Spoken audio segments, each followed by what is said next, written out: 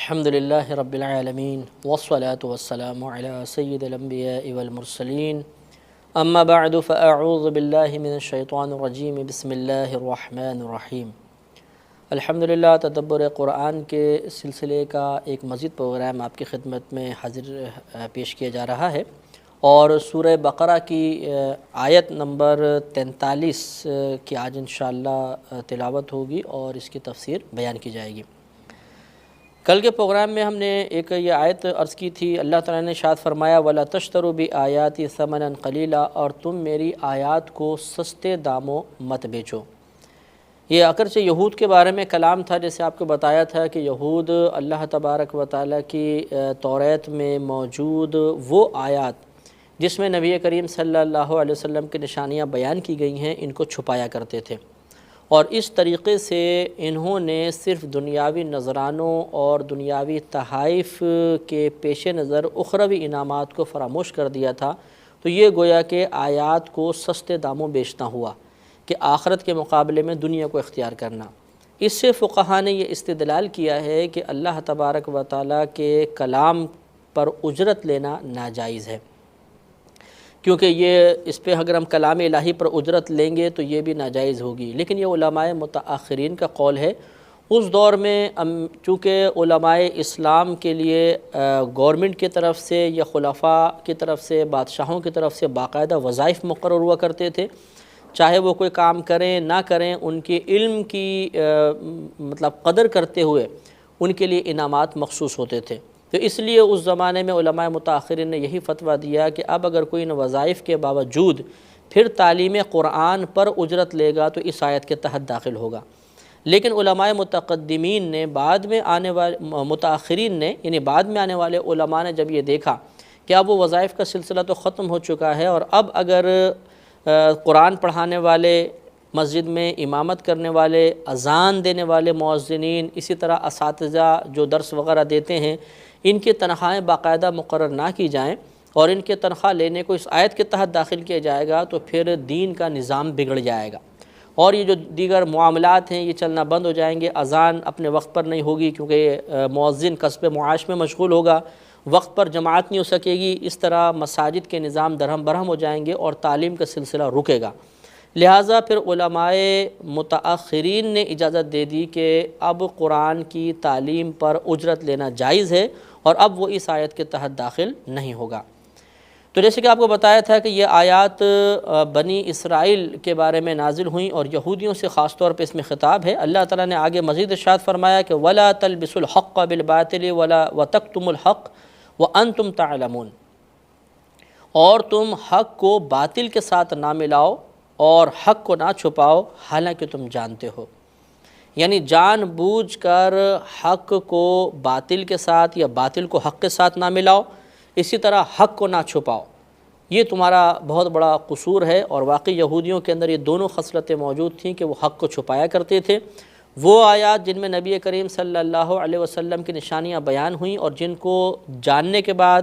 جن کو دیکھنے کے بعد یہ یقین کامل حاصل ہو سکتا تھا کہ نبی کریم صلی اللہ علیہ وسلم ہی وہ آخر الزماں ہیں جنہیں اللہ تبارک و تعالیٰ نے قیامت تک کے لیے مبعوث فرمایا ہے، تو اس طرح انہوں نے حق کو چھپا کر بہت سے لوگوں کو گمراہ کیا، اور یہ باطل کو حق کے ساتھ ملایا کرتے تھے۔ اس کی کئی صورتیں تھیں۔ ایک قول کے مطابق یہ تھوڑا سا سچ کہتے اور اس کے ساتھ جھوٹ کو ملا دیا کرتے تھے۔ اسی طریقے سے توریت کی تعلیم کے مطابق نبی کریم صلی اللہ علیہ وسلم پوری کائنات کی جانب مبعوث فرمائے گئے، یہ حق تھا، جبکہ یہ اس کے ساتھ ہی ملا دیا کرتے تھے کہ نہیں، یہ ہماری طرف نہیں بھیجے گئے بلکہ دیگر امتوں کے لیے ہیں یا دیگر لوگوں کے لیے نبی بنا کر بھیجے گئے۔ اور ایک صورت اس کی یہ تھی کہ انہوں نے توریت میں تحریفات کی۔ توریت اللہ تعالیٰ کا کلام ہے، حق کلام تھا، اس میں انہوں نے باطل یعنی اپنی تحریفات ملا دیں، تو یہ حق کو باطل کے ساتھ ملانا ہوا۔ اس سے ہمیں بھی عبرت حاصل کرنی چاہیے کہ جب ایک حق بات ہے، سچ بات ہے، تو اس میں اس طرح کی گڑبڑ پیدا کرنا کہ سامنے والا دھوکے میں مبتلا ہو جائے، خطا میں مبتلا ہو، ہدایت سے دور ہو جائے، یہ حرام ہے، اور یہ یہودیوں کے افعال تھے۔ آگے اللہ تبارک و تعالیٰ نے ارشاد فرمایا وَأَقِیمُوا الصَّلَاةَ وَآتُوا الزَّکَاةَ وَارْکَعُوا مَعَ الرَّاکِعِینَ، اور تم نماز قائم کرو اور زکوٰۃ ادا کرو اور رکوع کرنے والوں کے ساتھ رکوع کرو۔ تو اس میں ایک تو نماز قائم کرنے کا حکم دیا گیا. یہ آپ کو پہلے بھی میں نے عرض کیا تھا کہ نماز قائم کرنے سے مراد فقط 1-2 وقت کی نماز پڑھ لینا نہیں ہے، یا موڈ کے مطابق نماز پڑھ لینے اس سے مراد نہیں ہے، یا نفس کے تابع ہو کر نماز پڑھنا مراد نہیں کہ جب دل چاہا تو نماز پڑھ لی، جب دل چاہا تو ترک کر دی.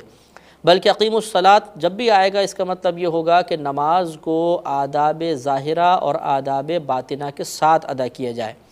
آداب ظاہرہ کا مطلب یہ ہے کہ نماز کی شرائط اور فرائض واجبات وغیرہ مکمل ہونے چاہیے، نماز کی ادائیگی کا مکمل علم ہمارے پاس ہونا چاہیے.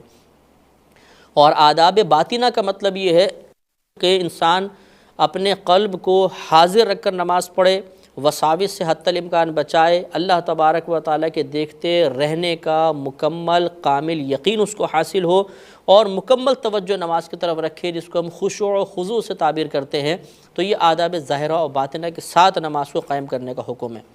وآتوا الزکوٰۃ، اور زکوٰۃ ادا کرو. تو یہاں پر پہلے بھی آپ کو عرض کیا تھا کہ قرآن عظیم میں اجمالی طور پہ احکامات ذکر کیے گئے ہیں، ان کی مکمل تفسیر پھر یا تفصیل حدیثوں میں آتی ہے، اور پھر اس کی مزید وضاحت فقہ کرتا ہے. لہذا اللہ نے یہاں پہ زکوٰۃ کا حکم دیا کہ زکوٰۃ ادا کرو. اب کس طرح ادا کی جائے گی، کتنے مال پر زکوٰۃ ہوگی، کون کون ادا کرے گا، کس کس کو دی جائے گی، اس کی تفصیل یہاں موجود نہیں ہے، وہ حدیثوں میں اور پھر ان کی مزید وضاحت فقہ میں موجود ہوتی ہے. آگے بیان فرمایا وَارْكَعُوا مَعَ الرَّاكِعِينَ، اور تم رکوع کرنے والوں کے ساتھ رکوع کرو. تو یہاں پر بھی آپ یہ غور کریں کہ اللہ تبارک و تعالیٰ نے رکوع کا حکم دیا، خاص طور پہ رکوع کا تذکرہ کیا، ایک رکن بیان کر دیا. اس کی وجہ یہ تھی کہ یہود عبادت تو کرتے تھے لیکن ان کی عبادت میں رکوع شامل نہیں تھا، تو خاص طور پہ رکوع کا تذکرہ فرمایا. اور پھر فرمایا مع الراکعین، رکوع کرنے والوں کے ساتھ رکوع کرو. تو اس میں گویا کہ باجماعت نماز کا حکم دیا. یہود بلکہ پچھلی کسی بھی امت میں باجماعت نماز نہیں تھی، یہ ہماری اس امت کا خاصہ ہے. تو گویا کہ اللہ تبارک و تعالی نے یہاں پر خاص طور پہ رکوع اور جماعت کا تذکرہ فرما کر اشارہ فرما دیا کہ اب یہود کو اپنی طریقہ عبادت کو ترک کرنا ہوگا. اب انہیں اصول میں بھی اور دیگر احکامات جن کو فروع کہتے ہیں ان تمام میں نبی کریم صلی اللہ علیہ وسلم کی اطاعت کرنی ہوگی، اور اب انہیں رکوع بھی کرنا ہوگا اور جماعت کے ساتھ نماز ادا کرنی ہوگی. تو یہاں سے بعض فقہاء نے وَارْكَعُوا مَعَ الرَّاكِعِينَ سے جماعت کا وجوب ثابت کیا ہے کہ جماعت کے ساتھ نماز ادا کرنی چاہیے. اور اس میں ضمناً میں عرض کر دیتا ہوں کہ فقہائے احناف کے اس میں 6 قول ہیں نماز با جماعت کے بارے میں. جو عام فرض نمازیں ہوتی ہیں فجر، ظہر، عصر، مغرب، عشاء، اس میں 6 اقوال ہیں. بعض کہتے ہیں یہ نماز جماعت کے ساتھ نماز ادا کرنا فرض عین ہے، تو ہر عاقل بالغ مسلمان کے اوپر فرض ہے، اس کو ادا کرنا ہوگا جماعت کو. ایک واجب عین کا قول ہے کہ ہر ایک پر واجب ہے. ایک واجب کفایہ ہے کہ چند لوگوں نے آ کے جماعت ادا کر لی تو باقی بروئے ذمہ ہوں گے. ایک قول سنت مؤکدہ کا ہے، اور ایک قول مستحب کا ہے، ایک مباح کا ہے. اور اس میں صحیح ترین قول اور قوی قول واجب عین کا ہے کہ ہر عاقل بالغ مسلمان مرد پر جماعت کے ساتھ نماز پڑھنا جب کہ کوئی عذر نہ ہو یہ واجب ہے، کیونکہ آیت سے بھی ثابت ہے اور احادیث کریمہ اس پر دلالت کر رہی ہیں. ضمناً یہ بھی یاد رکھیں کہ نوافل کی جماعت یہ مطلب آج کل کی جاتی ہے تو یہ وَارْكَعُوا مَعَ الراکعین کے تحت وہ داخل نہیں ہوگی، کیونکہ یہ فرض نمازوں کے بارے میں کلام ہے. لہذا اگر کسی مقام پر نفل جماعت قائم ہو رہی ہے تو اس میں شرکت کرنا کوئی ہم پر لازم نہیں ہے. فی زمانہ علماء متاخرین نے اس کے جواز کا حکم دیا ہے کہ پہلے دور میں نفل کی جماعت کو اس لیے مکروہ قرار دیا گیا کہ اس زمانے میں فرض کی بڑی رغبت تھی. اگر نفل کی جماعت عام ہو جاتی تو فرض کی رغبت میں کمی پیدا ہوتی، فرض کی اہمیت میں کمی آتی، تو منع کر دیا گیا. اب اس دور میں لوگ فرائض بھی نہیں پڑھ رہے ہیں، تو اگر وہ نوافل کے ذریعے عبادت کی طرف مائل ہوں اور غالب گمان یہ ہو کہ اس طرح اجتماعی عبادت کی وجہ سے فرض کا ذوق بھی بڑھے گا تو پھر منع نہیں کرنا چاہیے. لہٰذا ادا کرنے میں تو حرج نہیں ہے، لیکن بہرحال اس آیت کے تحت وہ داخل نہیں ہوگا. اور جمعے کی جماعت یاد رکھیں کہ یہ شرط ہوتی ہے جمعے کے لیے، اگر جماعت نہ ہو تو جمعہ نہیں ہوگا. آگے اللہ نے ارشاد فرمایا اتأمرون الناس بالبر وتنسون انفسکم وانتم تتلون الکتاب افلا تعقلون. کیا تم لوگوں کو بھلائی کا حکم دیتے ہو اور برائی اور اپنے آپ کو بھولتے ہو، حالانکہ تم کتاب پڑھتے ہو، تو کیا تم عقل نہیں رکھتے ہو؟ یہاں پر اللہ تبارک و تعالیٰ نے ایک اور غلطی کی نشاندہی فرمائی کہ ان یہودیوں کی یہ طریقہ تھا کہ وہ لوگوں کو تلقین کرتے تھے۔ بعض اوقات یہ علماء یہود بعض لوگوں کو کہہ دیا کرتے تھے کہ ہاں یہ نبی حق ہیں، تم ان پر ایمان لے آؤ، لیکن خود وہ ایمان لانے کی سعادت حاصل نہیں کرتے تھے کیونکہ انہیں اپنی سرداری کے جانے کا خوف تھا۔ تو یہ اللہ نے بیان فرمایا کہ تم لوگوں کو تو بھلائی کا حکم دیتے ہو اور اپنے آپ کو بھول جاتے ہو، حالانکہ تم کتاب پڑھ رہے ہو، توریت میں واضح طور پہ موجود ہے، تو تم کیوں نہیں سوچتے، تم عقل کیوں نہیں رکھتے ہو، اپنی عقل کو استعمال کیوں نہیں کرتے ہو؟ یہ ایک واضح طور پہ ہدایت تمہارے سامنے موجود ہے۔ اگر تم اطاعت رسول صلی اللہ علیہ وسلم کرو گے تو اللہ تعالیٰ کا قرب حاصل ہوگا، درجات کی بلندی حاصل ہوگی، اخروی نجات حاصل ہوگی۔ ان تمام چیزوں کو فراموش کر کے اور تم نے دنیاوی سرداری کو منتخب کر لیا، یہ بالکل ایسا ہے جیسے سونے کے مقابلے میں مٹی کے ڈھیلے کو منتخب کرنا، بلا تمثیل، ورنہ آخرت کے تو یہ مثال ہو بھی نہیں سکتی ہے۔ اس کے باوجود ان لوگوں کی عقل کی کمی تھی کہ انہوں نے نبی کریم صلی اللہ علیہ وسلم پر ایمان لانے کی سعادت حاصل نہیں کی۔ یہاں پر تھوڑا سا کلام مناسب رہے گا۔ اللہ نے ارشاد فرمایا کہ تم لوگوں کو بھلائی کا حکم دیتے ہو اور اپنے آپ کو بھولتے ہو۔ اس کا مطلب یہ ہوا کہ یہ ایک برا وصف ہے۔ انسان کو چاہیے کہ جب وہ دوسروں کو نیکی کی تلقین کر رہا ہے تو خود بھی نیک بننے کی کوشش کرے، لیکن یہ بات اچھی طرح یاد رکھیے گا کہ یہ کوئی شرعی اصول نہیں ہے کہ جب تک ہم خود نیک نہ بنیں دوسروں کو نیکی کا حکم نہیں کریں گے۔ اسی طرح جب تک ہم خود برائی سے نہ بچیں دوسروں کو برائی سے بچانا منع ہے، ایسا نہیں ہے۔ بلکہ ہمارے نبی کریم صلی اللہ علیہ وسلم سے صحابہ کرام نے واضح طور پہ پوچھا کہ یا رسول اللہ صلی اللہ علیہ وسلم، کیا ہم اس وقت نیکی کا حکم کریں جب خود مکمل طور پہ نیک بن جائیں، اور کیا ہم اس وقت برائی سے روکیں جب ہم خود مکمل طور پہ برائی سے بچ جائیں؟ تو نبی کریم صلی اللہ علیہ وسلم نے ارشاد فرمایا کہ نہیں، تم نیکی کا حکم کرو چاہے خود مکمل طور پہ نیک نہ بن سکو، اور تم برائی سے روکو چاہے خود مکمل طور پہ برائی سے نہ بچ سکو۔ اور اگر آپ غور فرمائیں تو اس میں بہت بڑی حکمت پوشیدہ ہے۔ اگر ہم اس بات کو معیار بنا لیں، یعنی تبلیغ کا معیار اس بات کو بنائیں کہ وہی تبلیغ کر سکتا ہے جو مکمل طور پہ نیک ہو، وہی برائی سے روک سکتا ہے جو خود مکمل طور پہ برائی سے بچے، تو پھر اس طرح تبلیغ کا دروازہ رک جائے گا۔ کائنات میں شاید ہی گنتی کے چند اشخاص ایسے ہوں گے کہ جو واقعی مکمل طور پہ نیک ہوں اور ہر قسم کے صغیرہ کبیرہ گناہ سے بچتے ہوں، ورنہ ہر شخص سے کوئی نہ کوئی خطا تو ہوتی ہے۔ اب اگر اسی چیز کو معیار بنا لیا جائے تو تبلیغ کا دروازہ بند ہو جائے گا اور لوگ احکامات سیکھنے سے رک جائیں گے۔ لہٰذا یہ ایک برا وصف ضرور ہے کہ انسان دوسروں کو نیکی کا حکم دیتا رہے اور خود باوجود قدرت نیک عمل نہ کرے، یہ قابل گرفت ضرور ہے۔ اور روایات موجود ہے کہ نبی کریم صلی اللہ علیہ وسلم نے ارشاد فرمایا کہ جنتی جب دوزخیوں سے کلام کریں گے تو ایک دوزخی سے کلام کرتے ہوئے کہیں گے کہ اے شخص، تم دنیا میں تو ہمیں نیکی کا حکم کرتے تھے اور تمہاری اسی تعلیم پر عمل کر کے ہم جنت میں آ گئے، تو تم دوزخ میں کیسے آئے؟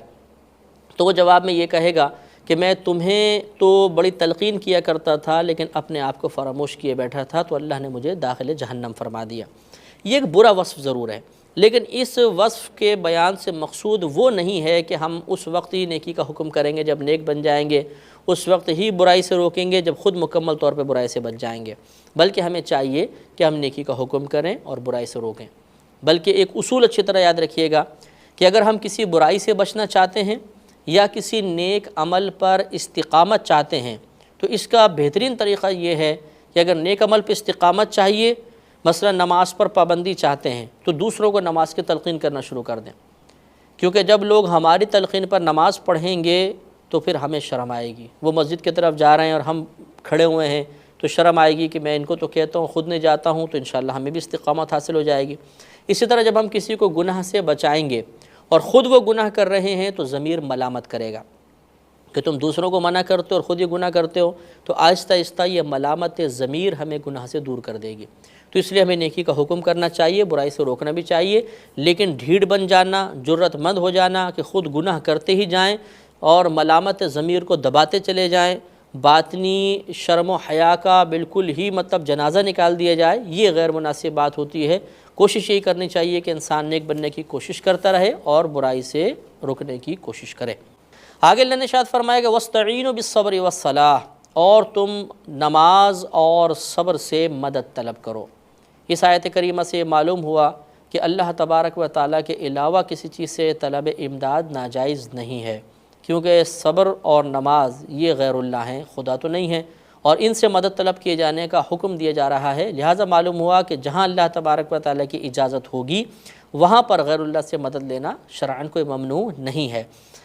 اصل میں مدد کرنے والی ذات فقط اللہ تبارک و تعالیٰ کی ہے۔ دنیا میں ہم جس سے بھی مدد لیتے ہیں اسے ایک وسیلہ سمجھتے ہیں، ایک وسائط سمجھتے ہیں، اور اس طرح وسیلہ سمجھتے ہوئے کسی سے طلب امداد یہ ممنوع نہیں ہے۔ تو اللہ نے ہمیں صبر اور نماز سے مدد کا حکم ارشاد فرمایا۔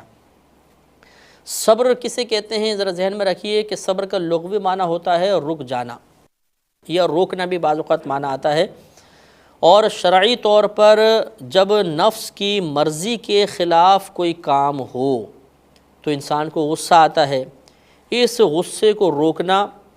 اپنے ظاہر و باطن کو اعتراض سے بچانا، یعنی زبان سے شکوہ لانے کے لیے قلب میں شکوہ بیدار نہ ہو، اور ظاہری اعضاء کو انتقامی کارروائیوں سے روک لینے کا نام صبر ہے۔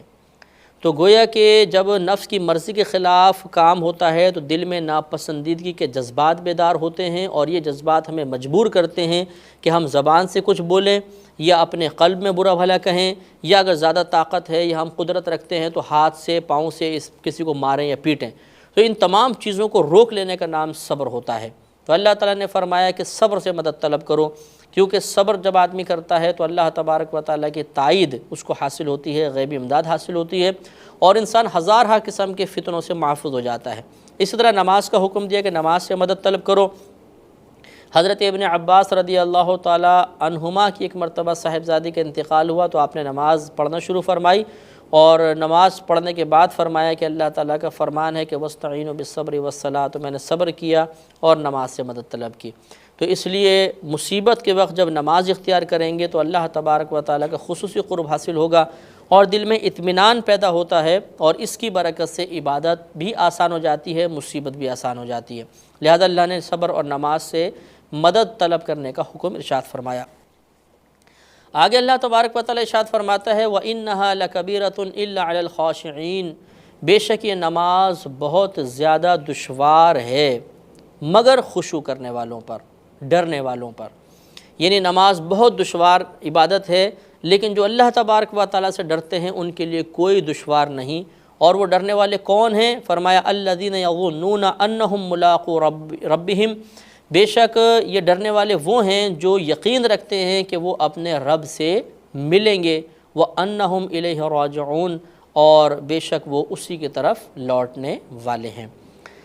اسے معلوم ہوا کہ اگر نماز پڑھنا ہم پر گراں گزر رہا ہے، دشوار ہے، نفس نماز پڑھنے کی طرف مائل نہیں ہوتا، تو پھر ہم ڈرنے والوں میں شامل نہیں ہیں۔ اس کا مطلب یہ ہوا کہ ہمارے باطن میں تھوڑی کمزوری ہے۔ اگر ہم اللہ تبارک و تعالیٰ کا حقیقی خوف رکھتے تو کبھی بھی ہم سے نماز قضا نہ ہوتی۔ اور پھر جو اللہ نے ڈرنے والوں کی نشانی بیان فرمائی کہ ڈرنے والے وہ ہیں جو اس بات کا یقین رکھتے ہیں کہ اللہ تعالیٰ سے ملاقات کرنی ہے اور ہم اسی کی طرف لوٹنے والے ہیں۔ اس کا مطلب یہ ہوا کہ جو نماز کی پابندی نہیں کرتا، نماز پڑھنا اس پہ دشوار ہے، اس کا یقین آخرت بھی کمزور ہے۔ کیونکہ اگر اسے یقین آخرت حاصل ہوتا کہ اللہ تعالیٰ کی بارگاہ میں ضرور حاضر ہونا ہے اور حاضر ہونے کے بعد حساب و کتاب دینا ہے، تو اس کے دل میں یقیناً خوف پیدا ہوتا، اور یہ خوف اسے نماز پر استقامت دلوانے میں مددگار ثابت ہوتا۔ اس سے معلوم ہوا کہ جس پر نماز پڑھنا گراں گزرے وہ اپنے اس یقین آخرت کو مضبوط کرنے کی کوشش کرے۔ دیکھیں، یقین ہمیں حاصل ہے، آخرت ہے، اس کا کوئی مسلمان انکار نہیں کرے گا۔ اللہ تبارک و تعالیٰ کی بارگاہ میں حاضر ہونا ہے، حساب و کتاب دینا ہے، اس کے بعد اس کے رحمت سے یا تو دخول جنت ہے یا خدا نخواستہ اس کے غضب کے تحت دخول جہنم ہوگا۔ یقین سب کو حاصل ہے، لیکن یقین کامل حاصل نہیں ہے۔ یقین کامل جب انسان کو کسی چیز کا حاصل ہو جائے تو اچھی شے کے پہنچنے کا یقین کامل ہو تو ترغیب حاصل ہوتی ہے، کسی بری شے کے پہنچنے کا یقین کامل حاصل ہو تو احتیاط کا مادہ بڑھتا ہے۔ مثال کے طور پہ اگر گورنمنٹ آف پاکستان کی طرف سے اعلان کر دیا جائے کہ کل زلزلہ آئے گا کراچی کے اندر، مثال کے طور پہ ہمارا کراچی شہر ہے، زلزلہ آئے گا، تو یقینی سی بات ہے کہ ہمیں اگر یقین کامل حاصل ہوگا تو ہم ضرور احتیاطی تدابیر حاصل کریں گے۔ اختیار کریں گے، ہمارا دل گھبرائے گا، ہمارے جذبات، ہماری کیفیات بدل جائیں گے، ذہن پر ایک بوجھ طاری ہو جائے گا، چہرے پر خوف کے آثار نمایاں ہوں گے، اور ہم جو احتیاطی تدابیر ہو سکتی ہیں انہیں اختیار کرنے کی کوشش کریں گے اور دوسروں کو اس کے مشورے بھی دیں گے، کیونکہ یقین کامل حاصل ہے۔ اس لیے آخرت کا یقین تو ہے، لیکن جب یہ کاملیت کی طرف آئے گا تو پھر یقیناً ہماری باطنی کیفیات بدلیں گی، اور اب عبادات کے اختیار کرنا ہم پر دشوار نہیں گزرے گا بلکہ بہت ہی آسان ہو جائے گا۔ آگے اللہ نے ارشاد فرمایا کہ یا بنی اسرائیل اذکروا نعمتی التی انعمت علیکم وانی فضلتکم علی العالمین، اے اولاد یعقوب علیہ السلام، تم یاد کرو میری ان نعمتوں کو جو میں نے تم پر انعام فرمائی، اور بے شک میں نے تمہیں اس زمانے کے تمام لوگوں پر فضیلت عطا فرمائی۔ واتقوا یوما لا تجزی نفس عن نفس شیئا ولا يقبل منها شفاعہ ولا يؤخذ منها عدل ولا هم ينصرون، اور تم اس دن سے ڈرو جس دن کوئی جان کسی جان کا کچھ بھی بدلہ نہ بنے گی، اور نہ اس کی طرف سے کوئی شفاعت قبول کی جائے گی، اور نہ اس سے کوئی فدیہ لیا جائے گا، اور نہ وہ مدد کیے جائیں گے۔ یہاں پہ اللہ تبارک و تعالیٰ نے دوبارہ اب بنی اسرائیل کی نعمتوں کا تذکرہ فرمایا، انہیں احساس دلایا کہ تم ان نعمتوں کو یاد کرو، اور آپ کو بتایا تھا کہ نعمتوں کو یاد دلانے سے مقصود یہ ہے کہ جب ہم کسی محسن کے احسانات کو یاد کرتے ہیں تو مروت کا مادہ بڑھتا ہے، اور یہ مادہ مروت ہمیں اس بات پر مجبور کر دیتا ہے کہ ہم اس محسن کی اطاعت کریں، اس کی جائز اور معقول باتیں مانیں۔ لہٰذا جب اللہ تعالیٰ کی نعمتوں کو یاد کیا جائے گا تو مادہ مروت کا تقاضا ہوگا کہ ہم اللہ تعالیٰ کی اطاعت کریں، اور اللہ تبارک و تعالیٰ کی سب سے بڑی اطاعت جو اس دور میں تھی، جس کا اطاعت کا تقاضا تھا کہ نبی کریم صلی اللہ علیہ وسلم پر ایمان لایا جائے، تو اگر واقعی یہ مروت کا مادہ بیدار ہوتا، وہ لوگ اس پر غور و تفکر صحیح معنی میں کرتے، تو ضرور نبی کریم صلی اللہ علیہ وسلم پر ایمان لے کر آتے۔ اور ایک مزید احسان اس میں اللہ تعالیٰ نے یاد دلایا کہ تمہیں اس زمانے کے تمام لوگوں پر فضیلت عطا فرمائی، لہٰذا پھر بیان فرمایا کہ جب یہ ایسا ہوا تو تم اس مروت کے تقاضے کے تحت اس دن سے ڈرو جس دن کوئی جان کسی جان کا بدلہ نہ بنے گی۔ یعنی ایسا نہیں ہوگا کہ بروز قیامت کوئی باپ یہ کہہ دے کہ اللہ تعالیٰ تو میرے بدلے میں میرے بیٹے کو جہنم میں ڈال دے، مجھے معاف فرما دے، نہ اولاد کی طرف سے والدین کا کوئی فدیہ قبول کیا جائے گا۔ تو اس سے جہاں معاملہ یہ ظاہر ہوا کہ انتہائی عدل و انصاف ہوگا، کوئی ایک شخص دوسرے کے لیے نہیں پکڑا جائے گا، وہیں پر ہمارے عقیدہ آخرت کی توثیق بھی ہوتی ہے کہ ایک دن ایسا ضرور آئے گا کہ جس میں اللہ تبارک و تعالیٰ بدلہ دلوائے گا۔ وَلَا يُقْبَلُ مِنْهَا شَفَاعَةٌ، اور نہ ان کی طرف سے کوئی شفاعت قبول کی جائے گی، یعنی کفار کے لیے شفاعت کے دروازے بند ہوں گے، ورنہ مومنین کے لیے ضرور شفاعت کے دروازے کھلے ہوں گے۔ مسلم شریف کی روایت ہے، نبی کریم صلی اللہ علیہ وسلم ارشاد فرماتے ہیں کہ بروز قیامت جب سب لوگ نفس نفسی کے عالم میں ہوں گے، پیاس کی شدت کی وجہ سے زبانیں باہر ہوں گی، دھوپ بہت سخت ہوگی، اس وقت لوگ آپس میں مشاورت کریں گے کہ ہم کیا کریں، کیونکہ حساب و کتاب کا دروازہ کھل نہیں رہا ہوگا۔ اس وقت کوئی مشورہ دے گا کہ چلو ہم آدم علیہ السلام کے پاس چلتے ہیں، وہ ہم سب کے والد ہیں، وہ اللہ کی بارگاہ میں ہماری سفارش کریں کہ حساب و کتاب شروع ہو۔ سب لوگ آدم علیہ السلام کی بارگاہ میں حاضر ہوں گے، لیکن آدم علیہ السلام منع فرمائیں گے اور کہیں گے کہ تم ایسا کرو کہ نوح علیہ السلام کے پاس جاؤ۔ وہ نوح علیہ السلام کے پاس آئیں گے، آپ بھی معذرت کرتے ہوئے ابراہیم علیہ السلام کے پاس بھیجیں گے، وہ بھی معذرت کرتے ہوئے موسیٰ علیہ السلام کے پاس بھیجیں گے، وہ بھی معذرت فرمائیں گے اور عیسیٰ علیہ السلام کا راستہ دکھائیں گے، اور عیسیٰ علیہ السلام ارشاد فرمائیں گے کہ آج یہ منصب میرے پاس نہیں، آج اگر کوئی شفاعت کر سکتا ہے تو محمد صلی اللہ علیہ وسلم شفاعت کریں گے۔ پھر سب لوگ نبی کریم کی بارگاہ میں حاضر ہوں گے، اور مسلم شریف کے الفاظ یہ گواہ ہیں کہ نبی کریم صلی اللہ علیہ وسلم نے ارشاد فرمایا کہ اس وقت میں بارگاہ الہی میں سجدہ ریز ہو جاؤں گا، اور اللہ تبارک و تعالیٰ مجھ سے فرمائے گا کہ محمد آپ سر اٹھائیے، آج آپ جو مانگیں گے آپ کو عطا کیا جائے گا، جس کی سفارش کریں گے اس کو بخش دیا جائے گا۔ لہذا یہاں شفاعت کا انکار کفار کے لیے ہے، ورنہ مسلمانوں کے لیے شفاعت ہوگی، اور وہاں پہ کوئی فدیہ بھی نہیں لیا جائے گا اور ان کی کوئی مدد نہیں کی جائے گی۔ اس سے معلوم ہوا کہ آج اگر کوئی شخص نجات چاہتا ہے تو اسے ہمارے نبی کریم صلی اللہ علیہ وسلم پر ایمان لانا ہوگا، آپ کا کلمہ پڑھنا ہوگا، اسلام کو قبول کرنا ہوگا، تو انشاءاللہ اس کے لیے نجات ضرور ہوگی۔ وآخر دعوانا ان الحمد للہ رب